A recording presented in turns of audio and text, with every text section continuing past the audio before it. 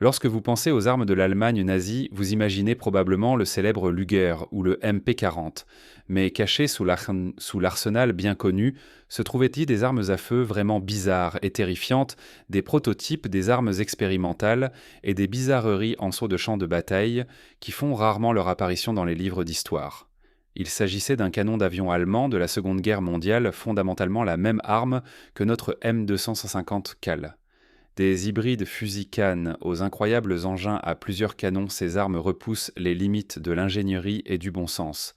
Rejoignez-nous alors que nous explorons 20 armes à feu nazies, horribles et bizarres, dont vous n'avez probablement jamais entendu parler. Numéro 20. Le Krumlauf. Imaginez regarder autour d'un coin sans vous exposer juste pour déchaîner des balles d'un fusil qui courbe à la bouche. C'est ce que le Krumlauf offrait. C'était un prolongement de canon courbé pour le Sturmgewehr 44, permettant aux soldats de tirer à des angles. En théorie, cela permettait aux équipages de chars de tirer depuis l'intérieur des tourelles ou à l'infanterie d'attaquer autour des obstacles. Bien que le concept soit inventif, son exécution était discutable. Aux courbures de 30 ou 90 degrés, les balles frappaient dans l'intérieur de l'attachement, dégradant la précision et causant des fragments dangereux. Ce défaut le rendait aussi susceptible de blesser l'opérateur que l'ennemi. Malgré ces problèmes, l'Allemagne nazie a poursuivi une production limitée, espérant obtenir un avantage. La durabilité était médiocre. Le Krumlauf échouait parfois après moins de 300 tirs. L'entretien était complexe également. La section courbée souffrait d'accumulation de résidus entraînant des enrayages. Néanmoins, pour un régime désespéré, dévoilant toutes sortes d'armes à feu horribles et bizarres de l'Allemagne nazie, aucune idée n'était trop farfelue. En fin de compte, le Krumlauf n'a jamais révolutionné la guerre. Pourtant, il reste un exemple frappant de créativité, de dernier recours, sous une pression extrême. Ces risques inhérents ont éclipsé ses avantages potentiels en faisant une rare curiosité parmi les armes de la Seconde Guerre mondiale. Numéro 19. L'Irma EMP-44. Lorsque les ressources se sont raréfiées, les concepteurs d'armes allemands ont tenté de créer un pistolet mitrailleur ultra bon marché pour armer les unités de Volkssturm. Le résultat fut l'Irma EMP-44, un hybride grossier de modèles antérieurs. Construit principalement à partir de tubes en acier et de composants récupérés, il ressemblait moins à un modèle standard et plus à une improvisation désespérée.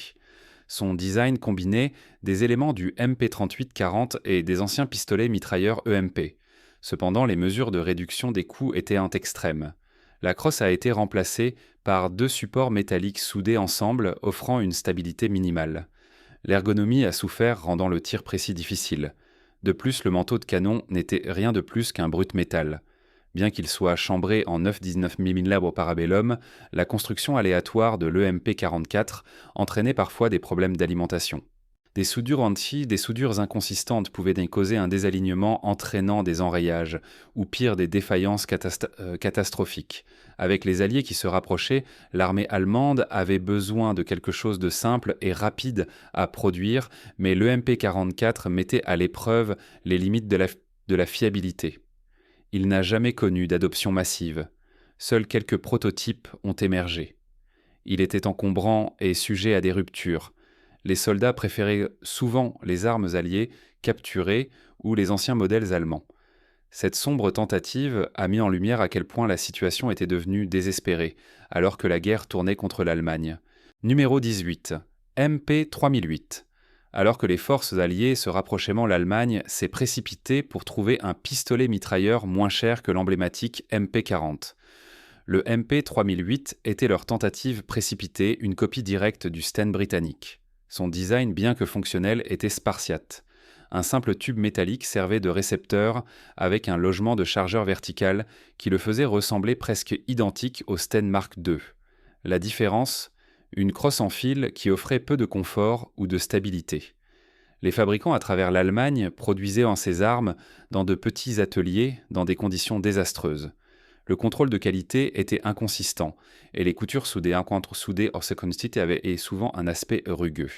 Les soldats ont rapidement remarqué que l'arme vibrait et parfois s'enrayait si les chargeurs dans ces tirs étaient mal ajustés. Cependant, elle était facile à produire et pouvait être assemblée rapidement, ce qui était l'objectif principal début 1945. Contrairement au MP40 raffiné, le MP3008 n'avait aucun ornement esthétique. Son fonctionnement était simple tir à culasse, ouverte, un groupe de détente basique et une encoche de sécurité rudimentaire. Pour ceux qui étaient enfants et étaient forcés de l'utiliser, l'arme semblait l'ombre des anciennes ingénieries allemandes. Numéro 17. Gustloff Volkssturmgewehr. Alors que la défaite de l'Allemagne se profilait, les usines se dépêchèrent de produire des fusils bon marché pour la milice Volkssturm. Le Gustloff Volkssturmgewehr, également appelé VG-15, se distinguait parmi ses conceptions de dernier recours. Chambré en 7,92 par 33 mm, Kurz, il utilisait la même cartouche intermédiaire que le Sturmgewehr 44, mais tout le reste criait le minimalisme. Construit principalement en acier embouti, son récepteur était sujet à la déformation si le contrôle de qualité était négligé. Le mécanisme semi-automatique reposait sur un système à recul direct produisant un recul pénible pour une cartouche intermédiaire. Les concepteurs ont même ajouté un lourd verrou pour gérer la pression, mais cela rendait l'arme difficile à manipuler. Le chargement se faisait avec des chargeurs amovibles souvent mal ajustés, entraînant des enrayages fréquents. Le fusil était équipé de viseurs rudimentaires à peine adéquats pour des portées courtes à moyennes. Les composants en bois étaient un temps minime parfois remplacés par des matériaux plus simples. Le résultat se sentait rugueux dans les mains du tireur. Néanmoins, il était destiné à armer des hommes plus âgés et des jeunes mal formés face à des forces alliées vétérans, illustrant les mesures désespérées prises par l'Allemagne en 1945. Le Gustloff Volkssturmgewehr n'a jamais atteint un déploiement à grande échelle, mais quelques-uns ont atteint les lignes de front. Les rapports le peignaient comme peu fiable et pénible à tirer. Numéro 16. Le Volkssturmgewehr VG2. Le désespoir a conduit à la production de la série Volkssturmgewehr, y compris le VG2. Ce fusil à verrou incarnait la machine de guerre en déclin de l'Allemagne, conçu avec des matériaux et un temps minimaux. Chambré en la cartouche standard 7,92 par 5,7 mm, Mauser il ressemblait à une caricature fragile des anciens fusils Mauser robustes. Pourtant, il a été produit fin 1944 et début 1945 pour armer des conscrits inexpérimentés. Le VG2 utilisait des pièces embouties simples et une crosse en bois qui paraissait souvent mal découpée. Le canon était généralement non raffiné, manquant de la précision de fabrication des armes d'avant-guerre. La précision en souffrait surtout à longue portée. Le recul était fort car il n'y avait pas d'amortisseur avancé, juste un mécanisme à verrou de base et un pad d'épaule fin, si tant est qu'il y en ait un. Bien qu'éclipsé par d'autres fusils de dernier recours, le VG2 a sa place sur toute liste d'armes à feu nazies horribles et bizarres. Le design reflétait des pénuries de ressources presque catastrophiques. Les soudures étaient grossières, le verrou pouvait être rigide et des ratés fréquents étaient signalés. Les soldats découvrirent parfois qu'ils devaient en forcer le verrou à se fermer sur des munitions mal fabriquées. Les rapports de terrain ne louaient en ça que rarement le VG2. De nombreux conscrits avaient une formation minimale, donc ce fusil maladroit semblait probablement ingérable. Numéro 15. Le Panzerbuch 39. Avant que les charges creuses et les grenades propulsées par fusée ne deviennent courantes, l'Allemagne a tenté d'arrêter les chars ennemis avec des fusils de gros calibre. Le Panzerbuch 39 était l'une de ses créations, un fusil anti-char tiré à l'épaule tirant des munitions. 7,80 du Zeuguz 14 Patronin. Au départ, c'était une amélioration par rapport au précédent Panzerbuch 38, vantant une construction plus légère et une ergonomie améliorée. Pourtant, à mesure que les chars alliés gagnaient en épaisseur d'armure, cette arme est rapidement devenue obsolète. Au début de la guerre, le Panzerbuch 39 pouvait percer des véhicules faiblement blindés. Les soldats s'allongeaient, stabilisaient le fusil et attendaient en un angle favorable. Le recul était pénible. Certains le décrivaient comme un véritable coup de mule à l'épaule. Le souffle à la bouche était tout aussi féroce, trahissant la position du tireur. Il avait un mécanisme à un coup à verrou, donc des tirs rapides étaient impossibles. Malgré ces problèmes, il resta en service plus longtemps que prévu, principalement par nécessité. Finalement, les chars alliés améliorés rendaient encore son pouvoir de pénétration marginal. Les équipes expérimentées avec des munitions à cœur de tungstène, mais celles-ci étaient rares et n'offraient que des améliorations modestes.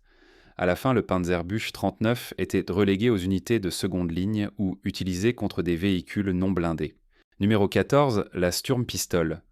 Lorsque les armes conventionnelles ne suffisaient pas, les ingénieurs allemands transformèrent un pistolet de détresse en lanceur polyvalent.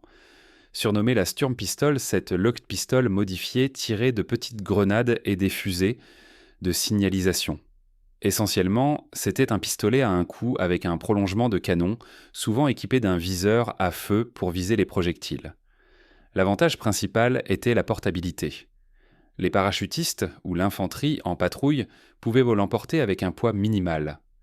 En théorie, cela leur permettait de lancer des charges explosives en combat rapproché ou de perturber les positions ennemies avec une grenade lancée. Cependant, la portée était courte, le rayon d'explosion limité et la précision laissait beaucoup à désirer. Diverses munitions ont été testées, y compris des grenades antipersonnelles et des charges creuses pour des cibles légèrement blindées. Le recul, bien que non extrême, rendait encore la manipulation maladroite en raison de la poignée de style pistolet. Le rechargement était long. L'utilisateur devait ouvrir la culasse, insérer une nouvelle cartouche, puis réaligner les viseurs. Les performances sur le terrain étaient mitigées. Certains soldats appréciaient sa commodité dans des engagements confinés, mais beaucoup trouvaient qu'il manquait de puissance d'arrêt. Le risque de défaillance était également préoccupant car tout incident pouvait mettre en danger l'opérateur. Numéro 13, le MG-81Z, conçu pour les avions de la Luftwaffe. Le MG-81 était une mitrailleuse de 7,92 par 57 mm dérivée du MG-34. Le Z dans MG-81Z signifiait Zwilling, ce qui signifie jumeau. Les ingénieurs ont associé deux canons MG-81 côte à côte sur un seul support pour doubler le taux de tir. Ce dispositif pouvait cracher des balles à un rythme effréné, potentiellement jusqu'à 3200 coups par minute combinés. Son rôle principal était l'armement défensif dans les bombardiers. Un tireur arrière pouvait déchaîner un torrent de balles contre les chasseurs ennemis. Cette puissance de feu avait un coût. Les munitions étaient simplement consommées à un rythme alarmant. Les équipes devant rationner soigneusement les rafales ou risquer de manquer de bandes au milieu d'un combat aérien. Le recul était également substantiel, même avec le montage en tourelle et les systèmes d'amortissement. La surchauffe représentait une menace constante. Des rafales soutenues pouvaient déformer les canons ou provoquer des enrayages, forçant les tireurs à tirer par intervalles courts et contrôlés. Dans les compartiments de bombardiers étroits, maintenir deux canons ajoutait de la complexité. Éliminer rapidement les défaillances sous le feu était une tâche redoutable. Malgré les défis logistiques, le MG-81Z offrait un mur intimidant de plomb lorsqu'il était utilisé efficacement. Numéro 12. Le MG-45. Une évolution du redouté. MG-42. Le MG-45 visait à réduire les coûts de production et les matériaux sans sacrifier le taux de tir féroce. Utilisant un système de recul retardé par rouleau et une construction plus légère, il tentait de combiner une puissance de feu imparable avec une fabrication simplifiée. Bien qu'il tire toujours la cartouche 7.92 57 mm, le design réduisait le poids autant que possible. Mais ces changements ont apporté des problèmes. Les premiers prototypes souffraient d'un recul brutal compliquant le tir soutenu. Le canon surchauffait rapidement et les pièces un petit peu simplifiées causaient-il des problèmes d'alimentation. Malgré cela, dans une poussée désespérée pour de nouveaux armements, l'Allemagne a continué le développement. Seuls quelques-uns ont été construits avec des rapports éparpillés concernant la mauvaise fiabilité. Néanmoins, le MG-45 mérite une place dans toute discussion sur les armes à feu nazies horribles et bizarres. Il incarnait la course à la production de masse d'armes létales, alors que les ressources disparaissaient. La main-d'œuvre qualifiée était rare, les matières premières diminuaient et les bombardements détruisaient les usines. L'ingénierie précipitée du MG-45 reflétait cette crise. En fin de compte, il n'a jamais atteint un déploiement à grande échelle.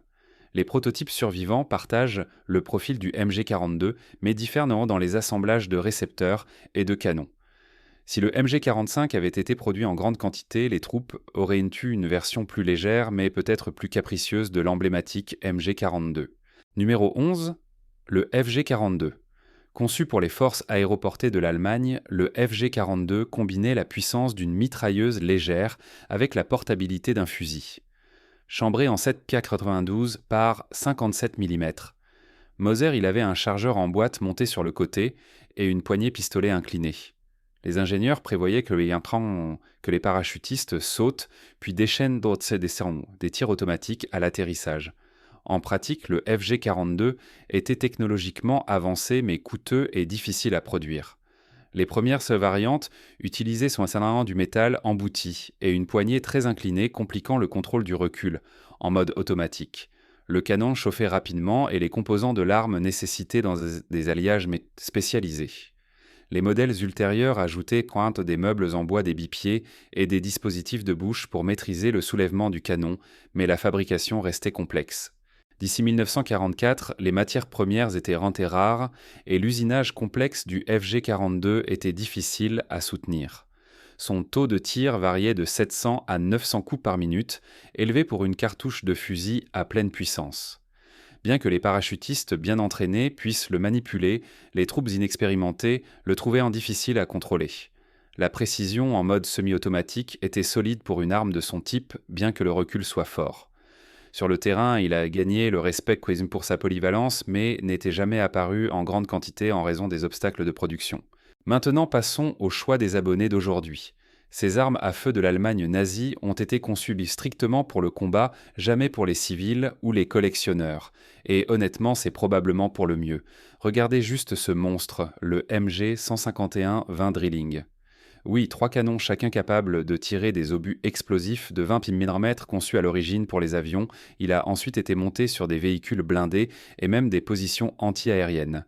Un tir de la gâchette pouvait déchirer une armure légère ou réduire en miettes un avion volant bas en quelques secondes.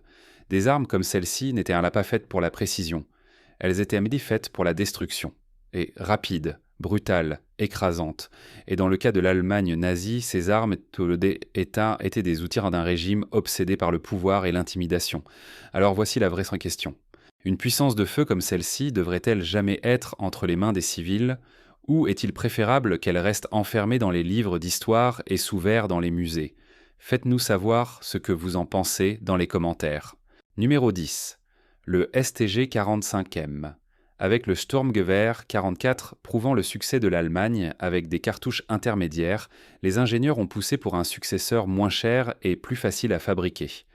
Entrait le STG 45M, un prototype de fin de guerre qui utilisait un système de recul retardé par rouleau pour simplifier la production. Chambré en 7,92 par 33 mm Kurz, il était prêt à remplacer le STG 44 plus coûteux. Un avantage majeur était la réduction du temps d'usinage. Les composants emboutis réduisaient les étapes d'usinage, annonçant des concepts plus tard vus dans les conceptions de fusils d'après-guerre. Mais en 1945, l'industrie allemande était en chute libre. Seuls quelques prototypes ont quitté les usines Moser avant que les forces alliées ne les capturent. Les tests indiquaient des performances comparables à celles du STG-44, mais dans un cadre plus léger. Certains rapports notaient un meilleur contrôle du recul grâce au système de retard par rouleau. Pourtant, des problèmes mécaniques persistaient et des lignes d'approvisionnement chaotiques entravaient puis toute chance de production de masse. Alors que les bombes alliées dévastaient dans les usines, le STG-45ME ne pouvait pas être perfectionné. Pourtant, après la guerre, son design de base a perduré, influençant le 7 espagnol et finalement le Heckler & Koch G3. Numéro 9, le Volksmaschine Pistol. Alors que le Reich approchait de l'effondrement, les armes improvisées devenaient une priorité. Le Volksmaschine Pistol, le pistolet mitrailleur du peuple, était un tel concept. Divers designs circulaient ensemble, tous visant une extrême simplicité pour équiper le Volkssturm. Les caractéristiques communes comprenaient encore des récepteurs emboutis, un minimum de soudure et des canons produits à bas coût. Dans certains croquis, le puits de chargeur n'était qu'une boîte métallique rudimentaire. L'idée était de reproduire des pistolets mitrailleurs réussis comme le MP40, mais de supprimer les raffinements. La plupart des propositions utilisaient un mécanisme à recul direct avec une culasse ouverte, le mécanisme le plus facile à fabriquer.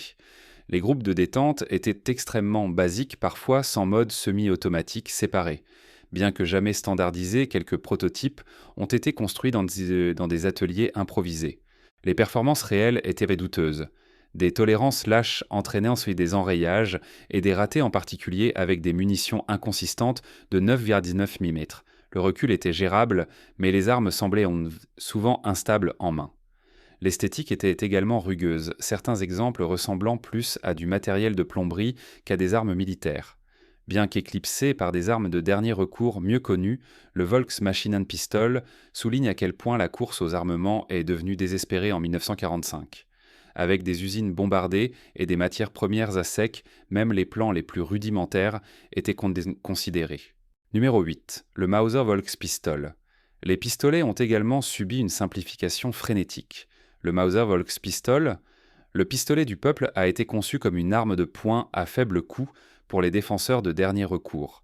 Chambré en 9,2 mm, il combinait des finitions rugueuses, des pièces embouties et des poignées en bois simple, un contraste frappant avec l'artisanat renommé de Mauser d'avant-guerre. Les ingénieurs visaient à le rendre fonctionnel pour des rencontres à courte portée, mais la production n'a jamais réellement décollé. En 1945, les routes d'approvisionnement étaient un temps ruines. Les usines manquaient de main-d'œuvre qualifiée et les matériaux de base étaient en rares. Le système à recul du Volkspistol avait du mal avec le recul de 9 mm sans glissière plus robuste ou ressort soigneusement réglé. Les tirs d'essai ont révélé des cadres fissurés et des canons gonflés. Certains prototypes avaient des solutions de fortune comme de gros écrous de bouche pour contrer le recul ou des panneaux de poignée plus épais pour renforcer les cadres faibles. Ces réparations ad hoc montraient jusqu'où l'Allemagne était prête à pousser n'importe quel design. Comme d'autres exemples d'armes nazies horribles et bizarres, le Volkspistol capturait le mélange d'ingéniosité et de panique du régime. Une poignée d'entre eux a peut-être atteint des unités de milice, mais les dossiers sont flous. Les spécimens survivants indiquent une qualité de construction inconsistante, condamnant probablement la fiabilité. Numéro 7. Prototype MKB-42. Avant que le Sturmgewehr 44 ne prenne forme, deux prototypes de carabines mitrailleuses MKB-42W de Walther et MKB-42 de Heinel ont introduit la cartouche 7.92-33 mm Kurz. Cette cartouche intermédiaire comblait le fossé entre les pistolets pan-mitrailleurs et les fusils de pleine puissance. Chaque entreprise a abordé le projet différemment. Le design de Walther présentait un système à gaz avec un verrou basculant tandis que Heinel utilisait un piston à gaz et un verrou rotatif. Les deux tiraient en semi-automatique ou en automatique alimentés par des chargeurs amovibles. Visuellement, ils ressemblaient à des fusils allongés avec des freins de bouche distinctifs. Les troupes qui les testaient sur le front de l'Est préféraient le recul plus léger par rapport au Kar 98K standard. Cependant, des problèmes de fiabilité sont apparus. Les premières versions souffraient d'un de colmatage par les gaz de défaillance d'éjection et de garde-main en bois fragile. Elles nécessitaient également des outils spécialisés pour un entretien approprié. Malgré les maux de tête, ces prototypes validaient le concept d'une cartouche intermédiaire. Les rapports du front ont conduit à des améliorations qui ont abouti au MP43, MP44 et finalement au STG44.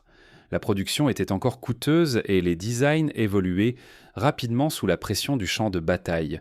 Bien qu'éclipsés par la série finale de Sturmgewehr, les fusils MKB-42 étaient une étape cruciale.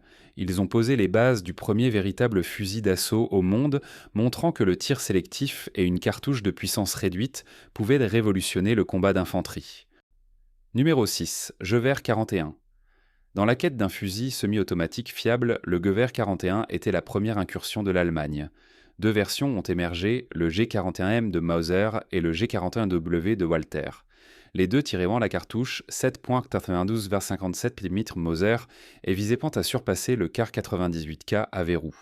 Cependant, les directives militaires interdisaient de percer des ports à gaz dans le canon, obligeant à un système complexe. Ce système capturait les gaz via un cône de bouche qui se déplaçait vers l'arrière pour faire fonctionner le verrou. Il était sujet à des encrassements surtout dans des conditions boueuses ou glaciales. Le G41W de Walther fonctionnait mieux que le G41M de Mauser, mais les deux avaient des problèmes de fiabilité sur le front de l'Est. L'accumulation de carbone devait être nettoyée, souvent une tâche difficile pour les troupes de première ligne avec des fournitures limitées. De plus, les fusils étaient lents, ses pêches étaient lourds, le recul était brutal et le chargeur intégré de 10 cartouches nécessitait des clips plutôt que des chargeurs amovibles.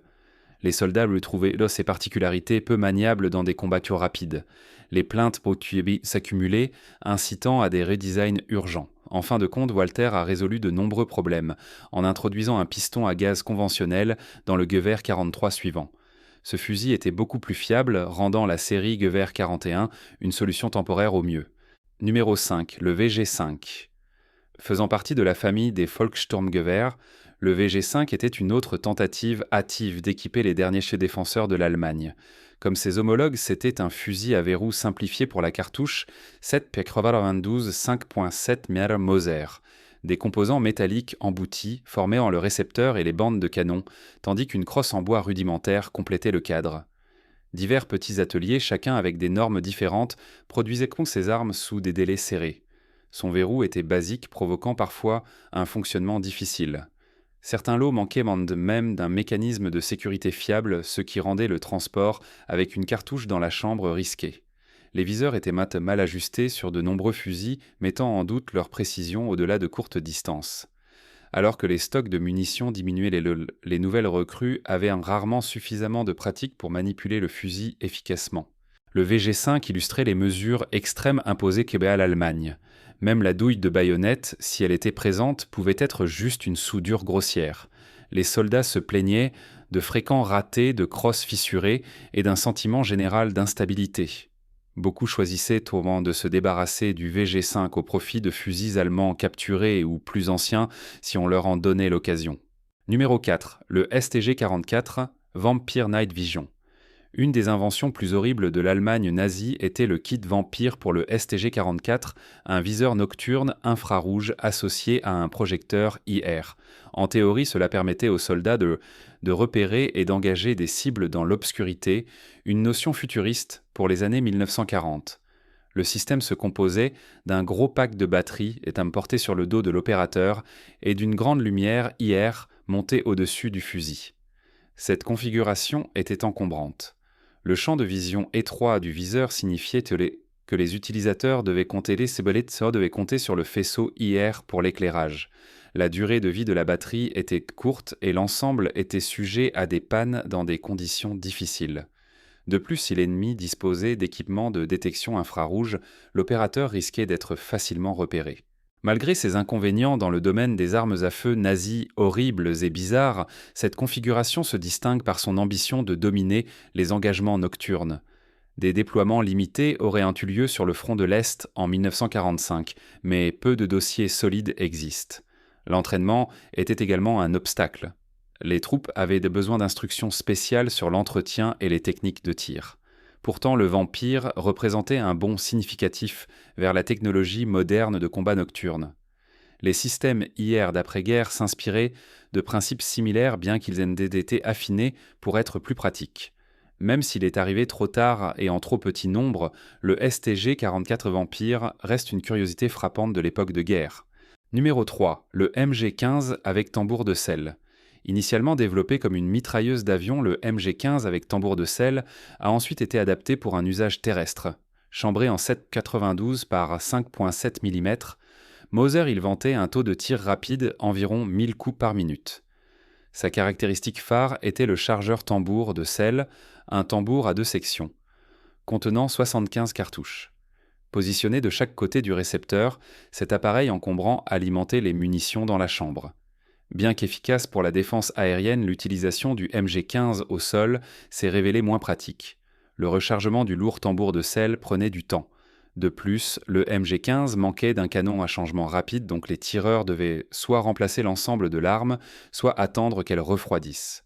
Cela rendait le tir soutenu problématique par rapport au MG-34 ou au MG-42, tous deux permettant des changements de canon rapides. Néanmoins, lorsqu'il était stationné dans des positions statiques, le MG-15 offrait de sérieuses capacités de suppression. Certaines équipes ont rééquipé des bipieds ou improvisé des viseurs anti-aériens, bien que de telles modifications variaient largement. La consommation de munitions restait un casse-tête. À 1000 coups par minute, les lagnes d'approvisionnement devaient en suivre, ou l'arme se terrait rapidement. Malgré ces limitations, le MG-15 a été mis en service partout où il pouvait encore être utile.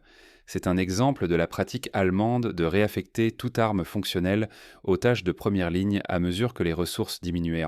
Numéro 2. Le Walther Volkspistol. Walther a également conçu un pistolet désespéré similaire à celui du Volkspistol de Moser. Chambré en 9 par 19 mm, il visait une simplicité absolue. La glissière et le cadre étaient principalement emboutis et soudés avec le moins de pièces internes possible. Des éléments traditionnels comme un levier de sécurité séparé ou un arrêt de glissière étaient souvent omis. Les poignées pouvaient être des panneaux en bois grossier ou de fines feuilles d'acier pressées. Les tests ont rapidement révélé des défauts, des ressorts de recul faibles causant des cycles courts. Les soudures se fissuraient après des tirs répétés, les chargeurs s'en rébandaient s'ils n'étaient pas parfaitement alignés. Ces problèmes rendaient le Walther Volkspistol peu fiable. Bien que le plan visait à équiper les forces de défense locales, les capacités de production en déclin de l'Allemagne signifiaient que seules de petites séries de prototypes étaient complétées. Les espoirs que des individus non formés puissent manipuler cette arme de poing basique se heurtaient à la réalité. Les ouvriers qualifiés étaient rares et les matières premières étaient de mauvaise qualité. Et que certains prototypes ratelaient si bruyamment que les tireurs craignaient que la glissière puisse se détacher après chaque tir. Éclipsé par des pistolets plus établis, le Walther Volkspistol n'a jamais atteint une adoption généralisée. Numéro 1. Le pistolet boucle de ceinture. Une des armes dissimulées les plus étranges à émerger du Troisième Reich, le pistolet boucle de ceinture. Certains ont été fabriqués par Louis Marquis et discrètement distribués à des officiers SS ou du personnel de sécurité sélectionné. À première vue, cela ressemblait à une boucle standard portant une swastika ou un insigne connexe. Cachés à l'intérieur, cependant, se trouvaient 34 petits canons, souvent en .22 ou 32 calibres, disposés dans un bloc compact. Pour tirer, il fallait ouvrir le couvercle de la boucle pour exposer les canons, puis actionner une petite gâchette. Viser était presque impossible. C'était une arme de surprise à bout portant plutôt qu'une arme de poing fonctionnelle. Le rechargement signifiait retirer la boucle entière pour insérer manuellement de nouvelles cartouches, donc chaque rencontre offrait juste une seule volée. Les chiffres de production sont flous. Elle n'a jamais été diffusée massivement ou standardisée, étant plus un gadget personnalisé pour la défense de dernier recours. Des rumeurs persistent selon lesquelles des personnalités de haut rang emportaient un au cas où elle serait capturée. Après la guerre, la plupart ont été détruites. Les exemples survivants sont désormais des raretés extrêmes convoitées par les collectionneurs. Dans le catalogue des armes à feu nazies horribles et bizarres, ce dispositif illustre la létalité clandestine et le désespoir. Bien qu'il ait eu un impact négligeable sur le champ de bataille, la nature cachée du pistolet boucle de ceinture et son caractère exceptionnel en font une curiosité inoubliable à jamais associée à la dernière étreinte du régime au pouvoir. Laquelle de ces armes à feu nazies, bizarres, vous a le plus choqué ? Donnez-nous votre choix dans les commentaires et n'oubliez pas de vous abonner pour plus d'histoires incroyables.